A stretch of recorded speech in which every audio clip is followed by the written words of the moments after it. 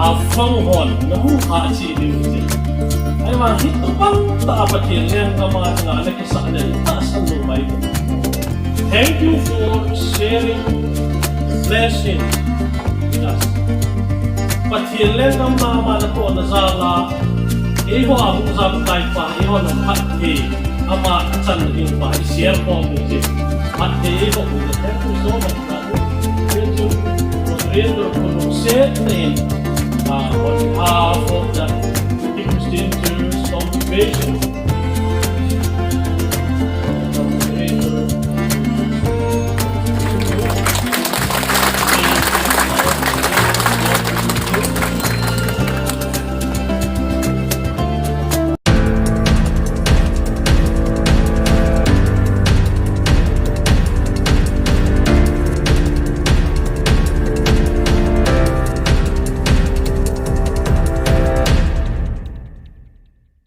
जय मसीह में मेरे भाई और बहनों, मैं आपका भाई सूरज एक बार फिर से आपके समक्ष आया हूँ भाई और बहनों।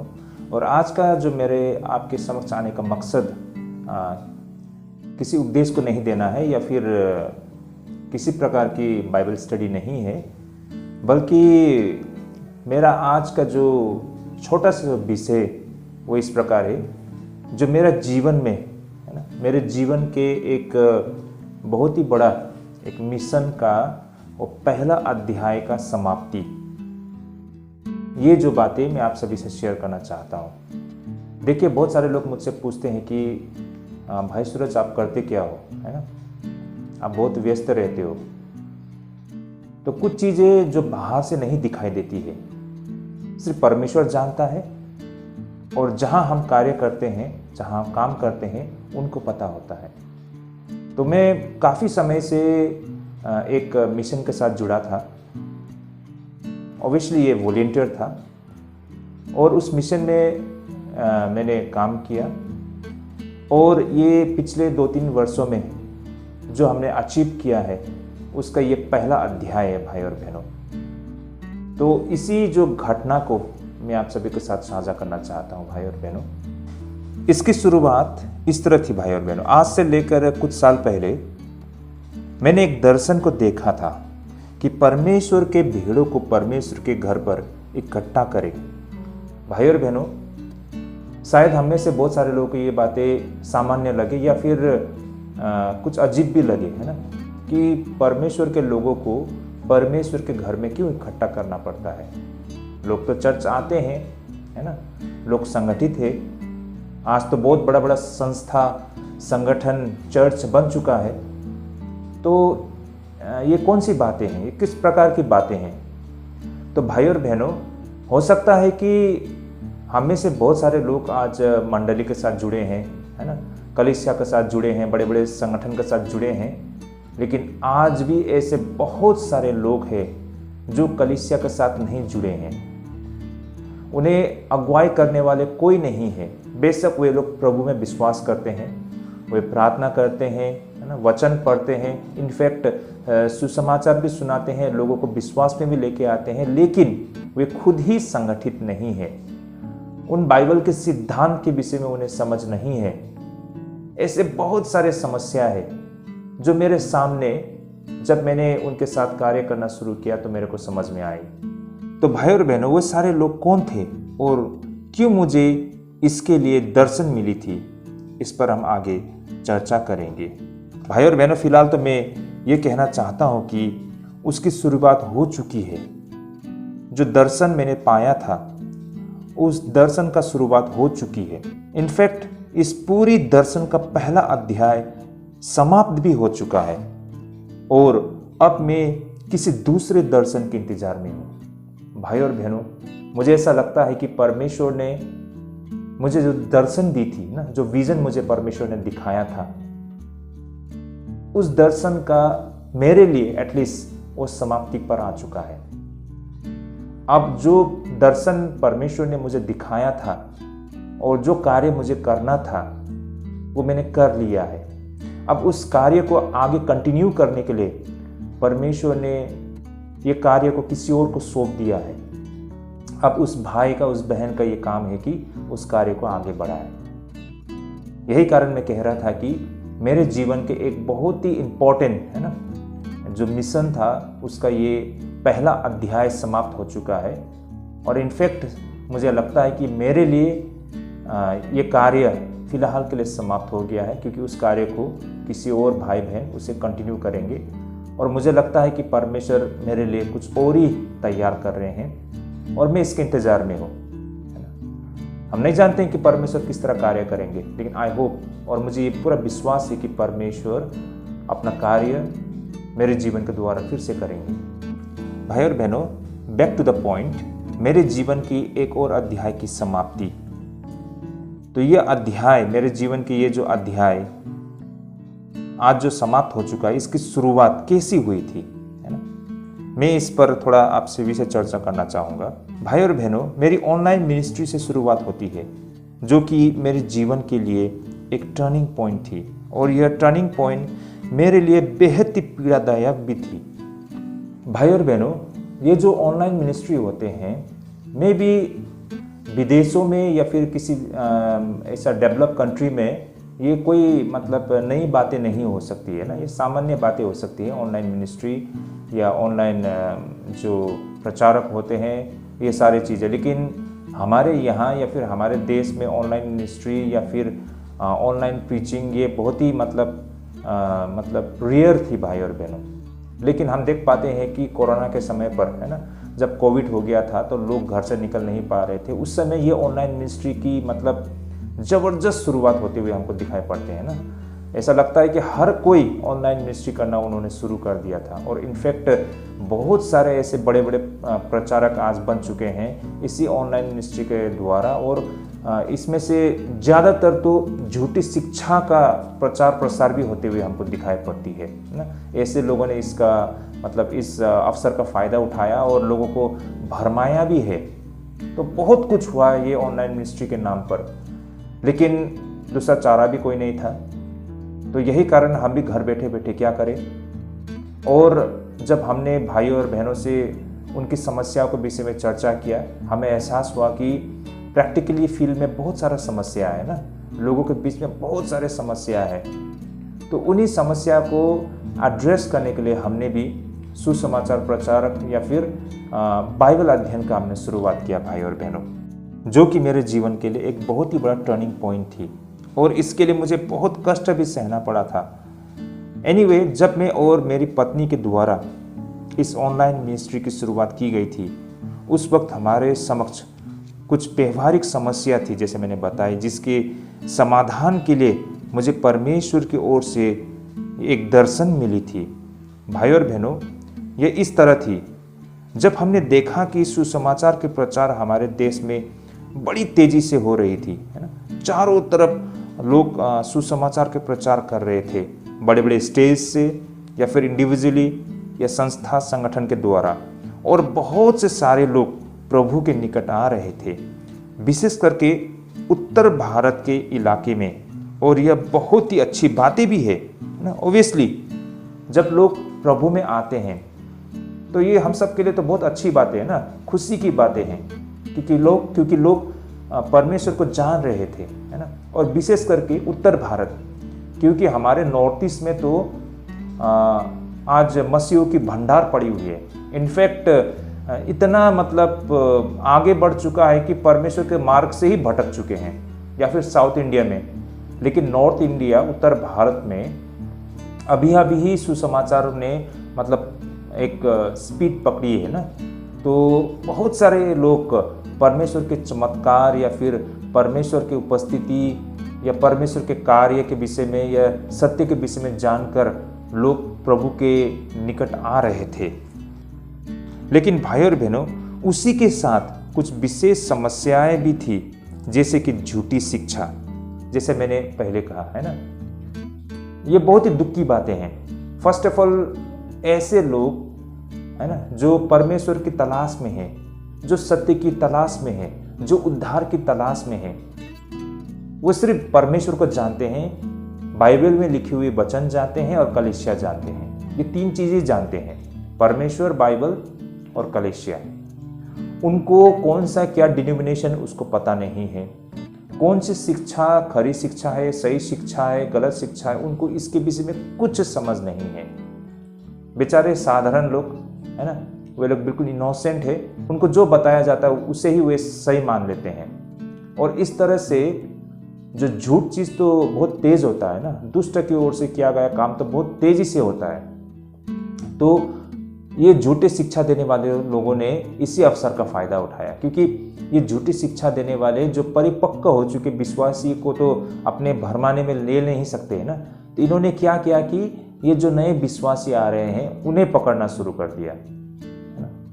पहला तो लोगों ने क्या किया कि जो बहुत ही मतलब नम्र दिल के अच्छे विश्वासी लोग होते हैं, लेकिन जिनको वचन की मतलब सही तरीके से समझ नहीं है ना, सत्य की सही तरीके से समझ नहीं, ऐसे लोगों को अपने कब्जे में लिया और उन्हीं लोगों को प्रयोग करके नए विश्वासियों को अपने कब्जे में लिया।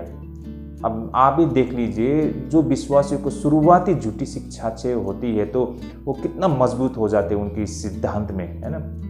तो ये सारे झूठी शिक्षा फैल रही थी, बहुत सारे कंफ्यूजन था। तो हमने देखा कि ये सारी समस्याएं विश्वासियों के बीच में बहुत तेजी से बढ़ रही है। परमेश्वर की वचन की गलत समझ, बहुत समय में क्या होता है कि लोग इतना मैच्योर नहीं होते हैं, है ना। उनको लगता है कि हम बाइबल पढ़ते हैं, हम प्रार्थना करते हैं तो हमें सब पता चल गया है। लेकिन भाई और बहनों, अगर हम इतनी आसानी से बाइबल पढ़ के सारे बातें समझ लेते तो लोगों को थियोलॉजी पढ़ने की क्या आवश्यकता थी, है ना। इतना जो थियोलॉजिकल स्टडीज करते हैं 4 साल 5 साल 6 साल लगा के, लोगों का इतने सालों का अनुभव होता है, तो इसका कोई मायने नहीं रह जाते हैं ना। तो यही कारण ऐसा होता है कि बहुत सारे लोग थोड़ा जो वचन पढ़ लेते हैं और वो जो इसके जो ऊपरी परत है ना, लिटरल मीनिंग को समझकर वो समझते हैं कि वो सब कुछ समझ गए हैं, और इससे उनके जीवन के लिए बहुत हानि पहुंचता है, विश्वासी समाज के लिए भी, कलीसिया के लिए भी, भाई और बहनों। और साथ ही भाई और बहनों, सत्य की समझ की कमी, व्यवहारिक और वास्तविक शिक्षा की कमी, और इसी प्रकार गहरी शिक्षा को सरल भाषा में न बताया जाना। भाई और बहनों, बाइबल में लिखी हुई वचन आज से 2000 3000 4000 साल पहले ये जो घटित घटना है भाई और बहनों, है ना। और दूसरी बात ये है कि ये घटना सारे आपको मिडिल ईस्ट, है ना, यानी कि यरूशलेम उसके आसपास में घटा हुआ घटना, ये सारे घटना है ना। तो उनकी जो संस्कृति, उनकी जो भाषा हमसे बहुत मतलब फ़र्क है, हमें फ़र्क दिखाई पड़ता है, और समय भी फ़र्क है। आज से 2-3 हज़ार साल पहले ये घटा हुआ घटना है। तो यही कारण उस समय जो कही हुई वचन आज के समय में इसको हम समझना हमारे लिए बहुत चैलेंजिंग है। इसके लिए हमें उनकी ज्योग्राफी, उनकी हिस्ट्री, उनकी जो संस्कृति, रीति रिवाज, और किस आधार में ये सारे वचन किसे और क्यों कहा गया था, इसके बैकग्राउंड को, ये सारी बातें समझना पड़ेगा। तभी जाके बाइबल में जो घटना जो घटी है उसके विषय में जो लिखी गई है, जो पुराने नियम में यहोवा परमेश्वर जब इज़राइल में कार्य कर रहे थे, फिर प्रभु यीशु मसीह ने यरूशलेम में जो कार्य किया था, उद्धार का कार्य, इन सारी घटनाओं को हम रिलेट कर पाएंगे भाई और बहनों। और यही कारण ऐसे घटना को आज के संदर्भ में या आज के डेट में या हमारी भाषा में, हमारी जो आज के जो ज्योग्राफिकल सिनारियो है या फिर आज के परिस्थिति में अगर हम नहीं समझाएंगे तो लोग समझ नहीं पाएंगे। अगर हम इतनी गहरी गहरी हिब्रू भाषा, लैटिन भाषा में लिखी हुई ऐसे बातों को हम बड़ी मतलब यूं ही हम बताएंगे तो लोग समझ नहीं पाएंगे। इससे हमें बिल्कुल सरल भाषा में, बिल्कुल व्यवहारिक तरीके से लोगों को सामने रखेंगे, तभी लोग इन सारे सत्य और तथ्यों को समझ पाएंगे। तो हमने ये सारे समस्याओं को देखा और हमें एहसास हुआ कि हमारे विश्वासी जगत में, विशेष करके हमारे भारत में बहुत सारे समस्या हमें दिखाई पड़ी। और सबसे बड़ी बात भाई और बहनों, लोगों को बाइबल की सिद्धांत की स्पष्ट समझ नहीं हमें दिखाई पड़ी। तो भाई और बहनों, ये सारी चीज़ें मेरे सामने बिल्कुल स्पष्ट था, इसलिए हमने पिछले 3 सालों से हिंदी ऑनलाइन बाइबल स्टडी करना शुरू कर दी थी। हमने पूरी कोशिश की कि हम बिल्कुल सरल भाषा में व्यवहारिक शिक्षा हिंदी बोलने वाले लोगों को दी जाए, है ना। या उनके बीच ये सत्य को पहुंचाया जाए, विशेष करके जो चर्च नहीं जाते थे या फिर किसी भी स्थायी कलीसिया से नहीं जुड़े थे। भाई और बहनों, जैसे मैंने शुरुआत में कहा, ऐसे बहुत सारे लोग हैं जो हर रविवार चर्च नहीं जा पाते अपने काम के वजह से, या स्टूडेंट लोग होते हैं। और बहुत सारे लोगों का समस्या ये है कि उनके आसपास कलीसिया नहीं है, चर्च नहीं है, या है भी तो ढंग के नहीं है ना, जैसे कि उसमें झूठी शिक्षा दिया जाता है, या फिर बहुत सारे अलग अलग डिनोमिनेशन जो फैक्टर्स है, इन सारे बातों के वजह से, या फिर उन पर दबाव है, या फिर उनके घर के लोग नहीं चाहते हैं कि वो चर्च में जाए, है ना, या फिर उनके समाज उन पर मतलब उत्पीड़न करते हैं। तो ऐसे बहुत सारे कारण के वजह से लोग चर्च नहीं जा पाते हैं। तो ऐसे लोगों को बाइबल के बारीक शिक्षा देने के लिए हमने ये हिंदी बाइबल, है ना, अध्ययन को शुरू किया, हिंदी ऑनलाइन बाइबल स्टडी शुरू किया, जिसकी शुरुआत हमने मत्ती से की थी। बिल्कुल शुरुआत से chapter to chapter, verse to verse हमने अध्ययन करना शुरू किया। मत्ती से किया हमने, प्रेरित का काम किया। अब फिलहाल हम रोमियो की पत्री में अध्ययन कर रहे हैं। तो बिल्कुल हम धीरे धीरे जा रहे हैं, बिल्कुल डिटेल से। ऐसा नहीं है कि एक ही बाइबल अध्ययन में एक चैप्टर खत्म कर दिया। कभी कभार एक चैप्टर को ख़त्म करने के लिए 2-3 महीना लग जाता है हमको, है ना। बिल्कुल धीरे से हम लोग जा रहे हैं, कहीं जल्दीबाजी नहीं है भाई और बहनों। इन सारे अध्ययन के वीडियोस आप हमारे YouTube में देख सकते हैं भाई और बहनों। हमारे प्लेलिस्ट में जाइए, वहाँ बहुत सारा ऐसा वीडियोस है जो बाइबल अध्ययन से जुड़ी थी। हम बिल्कुल chapter to chapter, verse to verse, एक एक करके हम लोग जा रहे हैं, उसे नहीं छोड़ रहे हैं, है ना, ताकि बाइबल में लिखी हुई वचन की ये जो बारीकियाँ है उसे हम समझें। हम पूरी कोशिश कर रहे हैं कि बिल्कुल सरल भाषा में, बिल्कुल व्यवहारिक तरीके से आपके समक्ष इन सारे सत्य और तथ्य को रखें।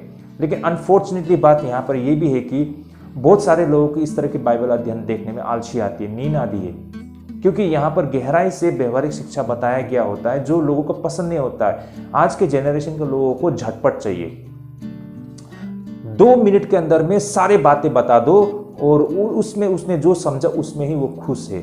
समस्या यहाँ पर है, वो जो जानते हैं ना यहाँ का ना वहाँ का, बीच का निकाल के रख दिया और उसको लगता है कि उसने जो समझा सारे बाइबल को समझ लिया या फिर परमेश्वर को पूरी तरह से जान गया, और अब वो प्रचारक बनने निकल गए हैं। ये एक बहुत बड़ी समस्या है भाई और बहनों। लोग ध्यान लगा के गहरी जो शिक्षा होती है उसे नहीं सुनते हैं।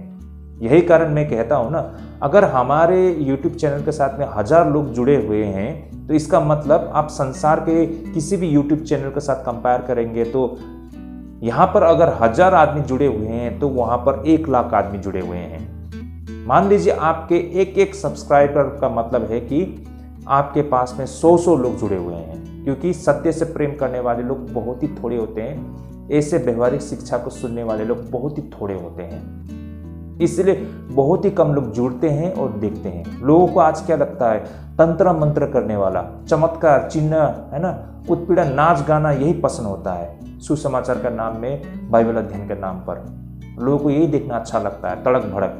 लेकिन व्यवहारिक शिक्षा, गहराई से बताई गई सत्य जो हमारे जीवन के लिए वास्तव में जीवन लेके आती है, ऐसे शिक्षा को लोग पसंद नहीं करते हैं। इसलिए तो प्रभु ने कहा ना, many are called, few are chosen. बुलाए तो बहुत है, चुने हुए बहुत ही थोड़े लोग होते हैं भाई और बहनों। सारे ईसाई परमेश्वर के राज्य में प्रवेश करेंगे इसका कोई गारंटी नहीं है, है ना। भेड़ और बकरी को परमेश्वर मतलब अलग कर रहे हैं आज के डेट में भाई और बहनों।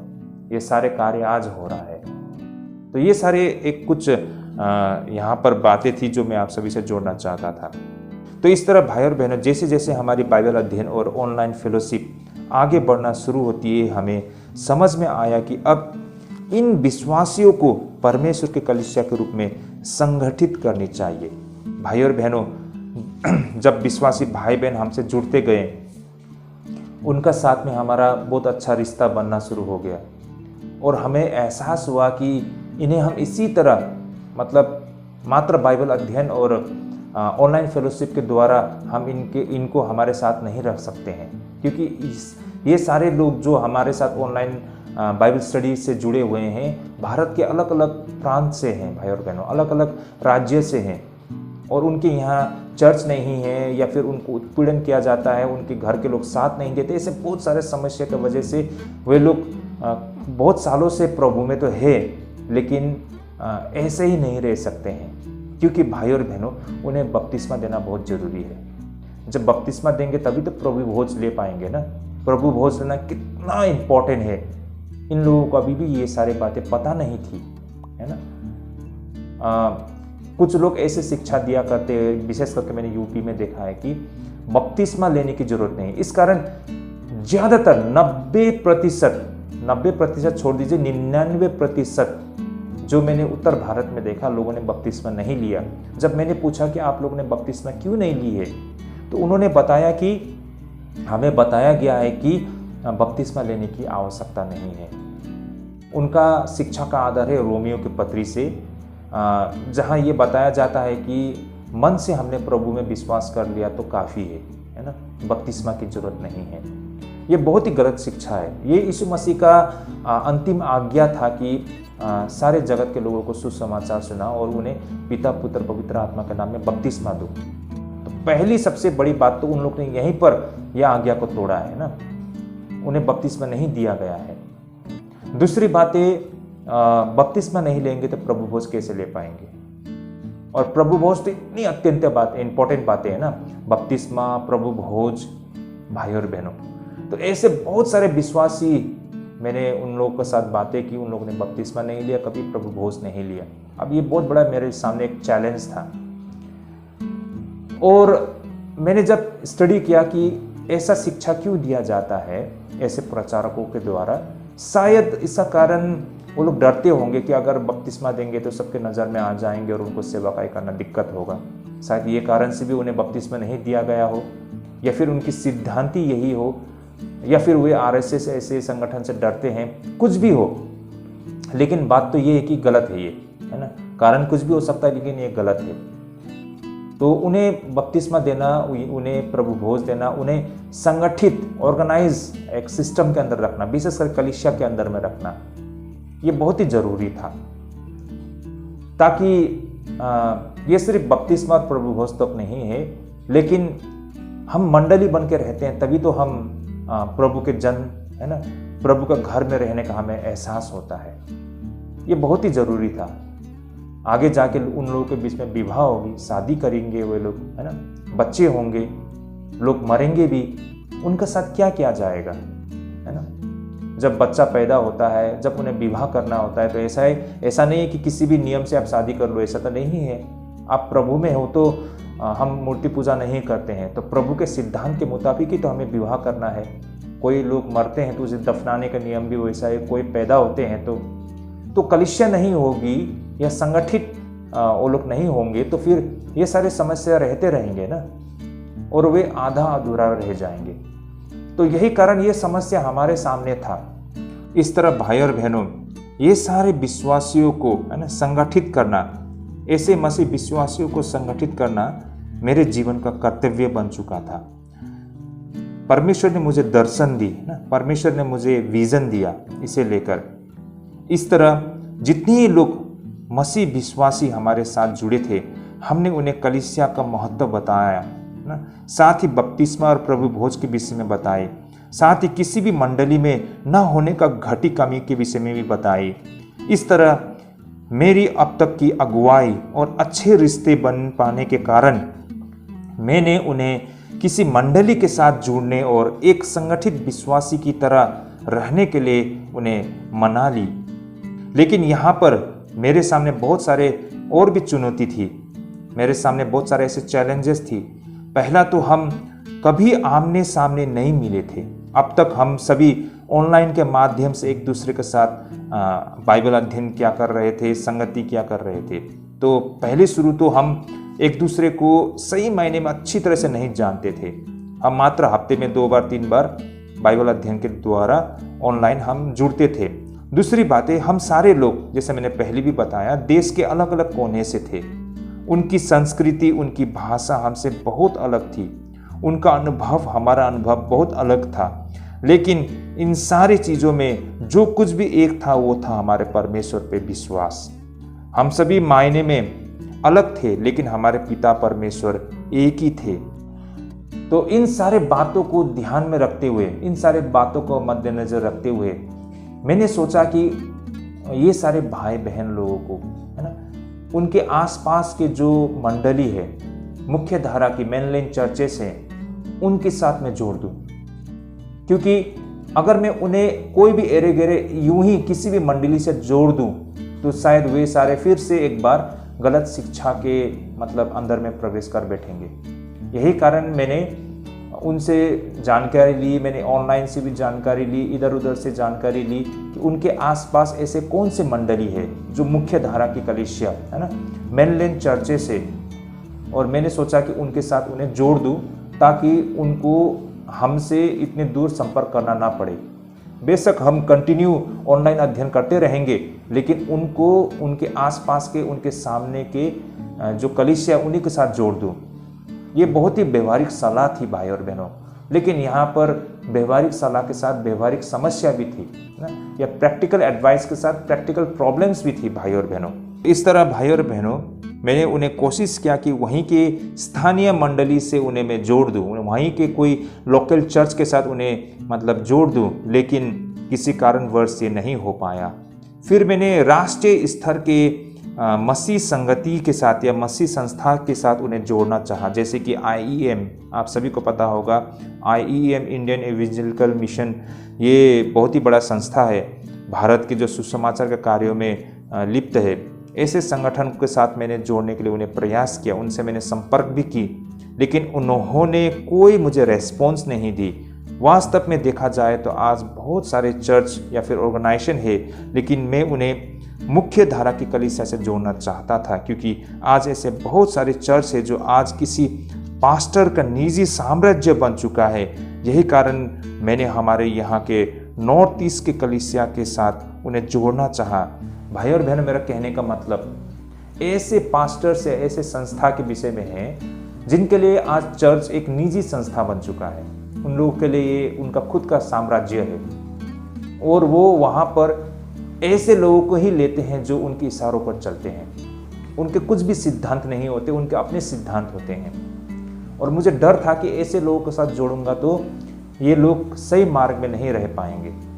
यही कारण मैं पूरी कोशिश कर रहा था कि मुख्य धारा की कलीसिया से उन्हें जोड़ दूं। कोई भी हो सकता है, मेथोडिस्ट चर्च हो सकते हैं, प्रेस्बिटेरियन चर्च हो सकते हैं, बैप्टिस्ट चर्च हो सकते हैं, लूथरन चर्च हो सकते हैं, है ना, किसी भी चर्च के साथ मैं उसे जोड़ दूं मुख्य धारा की कलीसिया के साथ। लेकिन किसी समस्या के वजह से मैं उनसे जोड़ नहीं पा रहा था। समस्या ये भी है कि मुख्य धारा की कलीसिया, वो लोग सोए हुए हैं, उनका बहुत बड़ा संस्था है, उसी में वो व्यस्त है, वो आगे एक्सपांड करना नहीं चाहते हैं। उनको लगता है कि उन्होंने सब कुछ कर लिया, अब आगे उनको ज़्यादा करने की ज़रूरत नहीं है, वो जो कर रहे हैं जितना में उसमें वो खुश है। तो यही कारण मुख्य धारा की कलीसिया लोग एक्टिव नहीं है। ये एक बहुत बड़ी समस्या है भाई और बहनों। यही कारण मैंने हमारे यहाँ के नॉर्थ ईस्ट इंडिया के कलीसिया के साथ उन्हें जोड़ना चाहा, लेकिन यहाँ के कलीसिया का भी कुछ ऐसे प्रैक्टिकल प्रॉब्लम्स थे। जैसे कि पहला तो यहाँ नॉर्थ ईस्ट इंडिया में जो हमारे आसाम है ना, हमारे यहाँ आसाम से जो उत्तर भारत में सीधे तौर पर सेवकाई करना बहुत मुश्किल होने वाली थी, है ना। दूसरा, यहाँ पर भाषा एक बहुत ही बड़ी चुनौती थी, साथ ही हमारी संस्कृति बहुत ही अलग थे, और साथ ही हमारे जो डॉक्ट्रिन्स थे उसे लेकर भी बहुत सारी समस्या थी, क्योंकि उन नए विश्वासियों को मैंने किसी भी स्पेसिफिक डॉक्ट्रिन के साथ नहीं जोड़ी थी, बल्कि उन्हें मैंने एक ऑप्शन दिया था ना, चाहे वो बपतिस्म डॉक्ट्रिन के साथ जुड़ सकते हैं या फिर प्रेस्बिटेरियन डॉक्ट्रिन के साथ वे लोग जुड़ सकते हैं, और उन्होंने चुना बैप्टिस्ट की तरह की एक डॉक्ट्रिन के साथ जुड़ना ना, और उनके इस निर्णय को मैं सम्मान करता हूँ। भाई और बहनों, बहुत सारे लोग मुझसे पूछते हैं, इनफैक्ट मैं भी एक प्रेस्बिटेरियन चर्च से जुड़ा हुआ हूँ, और लोग बोलते हैं कि आपको चाहिए था कि उन्हें आपके चर्च में ही उन्हें बपतिस्मा देना चाहिए था। तो मैं दे सकता हूँ, उनके लिए अरेंज कर सकता हूँ, ऐसी बड़ी बातें नहीं हैं। लेकिन जैसे मैंने बताया, कुछ प्रैक्टिकल प्रॉब्लम्स है। पहला तो हमारे यहाँ के चर्च कुछ कारण की वजह से तैयार नहीं थे, क्योंकि उनके लिए उत्तर भारत बहुत दूर होती है, उनका अपना स्पेसिफिक जुरिस्डिक्शन है, जिससे बाहर जाके उनको काम करना मतलब एक बहुत ही बड़ा निर्णय लेना पड़ता था। बहुत सारे ऐसे हर्डल्स थे जिस वजह से वे लोग तैयार नहीं थे। दूसरी बात है, भाषा एक बहुत बड़ी चुनौती थी भाई और बहनों। हमारे यहाँ की हिंदी बहुत ही बुरा होता है और हमारे यहाँ के जो मिशन वर्कर्स लोग होते हैं, सेवक लोग हैं, उनको हिंदी अच्छी तरह से नहीं आती है। ऐसे बहुत सारे समस्या थी भाई और बहनों।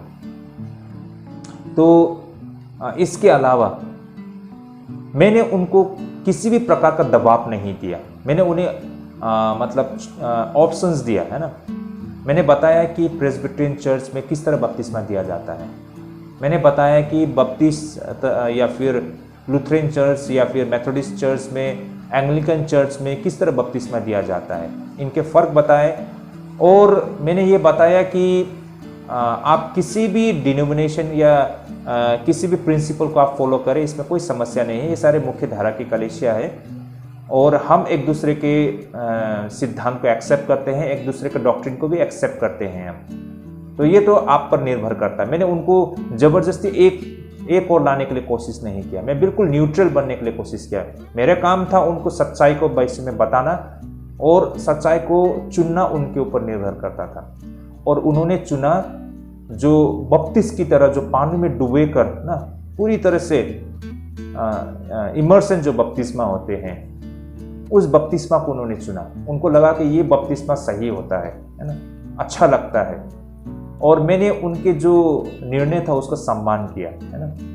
मैंने कहा ये आपकी चॉइस है, आपको अच्छा लगता है, आप इस तरह इमर्सन डुबो के बपतिस्मा देंगे वो भी सही है, या फिर आप प्रेस्बिटेरियन की तरह, है ना, पानी उड़ेल के हो या छिड़क के हो, ये भी सही है, इसमें कोई समस्या नहीं है। तो उन्होंने चुना कि हम पानी में डूबे के बपतिस्मा देंगे। तो मैंने बोला कोई बात नहीं, कोई समस्या नहीं, ये भी अच्छी बातें हैं, है ना। तो इस तरह अब मेरे सामने चुनौती थी कि ऐसे मंडली के साथ जोड़ूं जो डुबोकर बपतिस्मा देते हैं ना, पानी में बिल्कुल डुबोकर बपतिस्मा देते हैं। और बाकी दूसरे फैक्टर्स तो है जिसको मुझे कंसिडर करना होगा, लेकिन मेरी कोशिश थी कि मुख्य धारा की कलीसिया के साथ में उन्हें जोड़ूं। इस तरह मैंने ऐसे सभी बपतिस या फिर बपतिस की तरह जितने डॉक्ट्रिन थे उन मंडलियों को मैंने संपर्क किया, लेकिन वे लोग तैयार नहीं थे। उन्हें नहीं लग रहा था कि उन विश्वासियों को उनके मंडली द्वारा लिया जाए। साथ ही उनका मुझ पर ज़्यादा भरोसा भी नहीं बन पाया। उन्हें लगा कि ये बंदा किस तरह की मतलब एक प्रपोजल लेके आ रहा है ना, खुद रहता है यहाँ आसाम में और काम करना चाहता है यूपी में, और वो सेवाकाई करता है ऑनलाइन मिनिस्ट्री के द्वारा, और वहाँ के लोगों को बपतिस्मा देना, मतलब बहुत सारा मतलब कन्फ्यूजन था। और उनको इस बात पर विश्वास नहीं था और उनको लगा कि ये बहुत चैलेंज है उनके लिए, ये संभव नहीं है, वो कर नहीं पाएंगे। इस तरह से बहुत सारे मंडली और इंडिविजुअल्स ने मेरे इस प्रपोजल को मतलब इनकार कर दिया। दूसरी ओर मैंने हमारे उत्तर भारत के जो विश्वासी ना, जिनके साथ मेरा संबंध था, उन सारे विश्वासी भाई बहनों को ये विश्वास दिलाया था कि मैं जल्द ही उन्हें किसी मुख्य धारा की मंडली के साथ जोड़ने जा रहा हूँ, और मैंने कहा इसके लिए आपको मेरे यहाँ आना होगा। भाई और बहनों, उस वक्त सही मायने में जो दर्शन मैंने देखा था इन भाई और बहनों को लेकर, ऐसे जो नए विश्वासियों को लेकर, विशेष करके जो हिंदी बोलने वाले उत्तर भारत के जो विश्वासी भाई बहन लोगों को लेकर, ये मेरे दर्शन के ऊपर किसी को विश्वास नहीं था। इनफैक्ट मेरी खुद की श्रीमती को भी मेरे बातों को लेकर वो बिल्कुल 100% वो श्योर नहीं थे। लेकिन फिर भी भाई और बहनों, मेरी श्रीमती ना, मेरी पत्नी ने निस्वार्थ भाव से मेरी सहयोग किया, है ना। उन्होंने मुझ पर ज़्यादा मतलब प्रश्न नहीं उठाया, मेरे निर्णय को उन्होंने साथ दिया, मेरी बातों को उसने समझने के लिए प्रयास किया और परमेश्वर पर भरोसा रखते हुए मेरा साथ दिया। हर मोड़ में उसने मेरा साथ दिया। और साथ ही उत्तर भारत के जितने मसीह विश्वासी भाई बहन लोग थे, उन्होंने भी मुझ पर विश्वास किया। इनफैक्ट ये उनका विश्वास परमेश्वर में मुझ पर विश्वास था। मैं फिर से कहना चाहता हूँ, यह उनका परमेश्वर पर विश्वास था और वे सभी हमारे यहाँ आने के लिए बिल्कुल तैयार हो गए। उन्होंने बिल्कुल संदेह नहीं किया, कुछ भी डाउट नहीं किया। इससे पहले हम कभी नहीं मिले थे, हम बिल्कुल 1-2 साल से हम ऑनलाइन ही संगति कर रहे थे। जब मैंने कहा आप लोगों को हमारे यहाँ आना होगा, वो बिल्कुल तैयार हो गए। एक बात भी उन्होंने, एक प्रश्न भी नहीं पूछा, बस बताए भाई कब आना है। मैं बहुत ही मतलब आश्चर्यित हो गया और मेरी श्रीमती भी बहुत खुश हो चुकी थी, वो लोग आने के लिए तैयार थे। लेकिन उसी के साथ साथ मैं यहाँ पर उन सारे अलग अलग डिनोमिनेशन के चर्च में इस प्रपोजल के साथ घूम रहा था, लेकिन कहीं से बात नहीं बन रही थी। और फिर यह परमेश्वर की इच्छा थी कि हमारे यहाँ के एक सोम्पिजांग क्रिश्चियन चर्च में मैं वहाँ जाऊँ और वहाँ के अगुआ के साथ इस प्रस्ताव को रखूँ।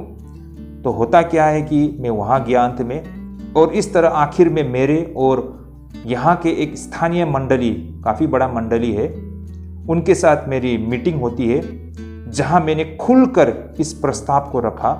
और देखो परमेश्वर की चमत्कार को, वे सभी एक ही झटके में मान गए, जैसे वे सभी मेरे इसी प्रस्ताव के लिए इंतजार में थे। मैंने जब अपनी ऑनलाइन मिनिस्ट्री और मेरी विजन के विषय में उनको बताई, वे सभी समझ गए और मान भी गए, और मुझे खुला छूट दे दिया गया। मुझे पूरी सहयोग करने का उन्होंने वादा किया। और इस तरह आखिर में प्रभु की अगुवाई में मैंने मेरे वहाँ उत्तर भारत के जितने भी विश्वासी भाई बहन थे, उन्हें हमारे यहाँ आसाम में मैंने उन्हें बुला लिया, और इस तरह उन्हें हमने शिक्षा दी, और अंततः उन्हें हमें पानी में डुबोकर बपतिस्मा दिया, जो वो बिल्कुल चाहते थे। भाई और बहनों, ये बहुत ही आश्चर्य की बातें हैं ना। प्रभु ने मुझे दर्शन दी, और इस दर्शन को मैंने बहुत सारे लोगों को बताया। लोग सुनने को तैयार नहीं थे, समझने के लिए तैयार नहीं थे, सहयोग करने के लिए तैयार नहीं थे, हमारे साथ जुड़ने के लिए तैयार नहीं थे। लेकिन ये परमेश्वर की इच्छा नहीं थी। जब तक मैं सही चर्च के साथ नहीं पहुंच पाया, वहां तब तक कुछ काम नहीं बन पाया। आखिर में, बिल्कुल आखिर में मैं थक हार के एक मंडली में पहुंचा। तो जैसे ही मैं गया, उन्होंने मेरा स्वागत किया, मेरी बातों को ध्यानपूर्वक सुना, एक ही झटके में मान गए, और मुझे पूरी खुली छूट दी गई। मैं बहुत ही आश्चर्य हुआ, और इतनी तेजी से ये काम आगे बढ़ा। एक के बाद एक मीटिंग चलता गया, और सब कुछ सेट हो गया। जैसा हमने दर्शन देखा था एग्जैक्टली वैसा ही हो गया। मैं इतने दिन से घूम रहा था इस प्रपोजल को लेके, कोई भी मंडली उन भाई और बहनों को टेकअप कर ले ना, उन सारे विश्वासी भाई बहन लोगों को अपने यहाँ ले ले, लेकिन कोई भी तैयार नहीं था। लेकिन वो लोग एक ही झटके में मान गए। तो मैं समझ गया कि यही परमेश्वर की इच्छा थी। परमेश्वर मुझसे यही चाहते थे। मुझे एहसास हुआ कि मैं सही रास्ते में हूँ। और आखिरकार वे लोग आए, और उन्हें हमने पानी में डुबोकर बपतिस्मा दिया। और फिर इस तरह सिलसिला आगे चल पड़ा। धीरे धीरे हम भी उनके वहाँ सेवा करने के लिए जाने लगे, और इस तरह हमारे संबंध उतना मजबूत हो गया कि उस दिन और आज का दिन, भाई और बहनों, ये कुछ सालों में हमने इतना मजबूत रिश्ता बना लिया।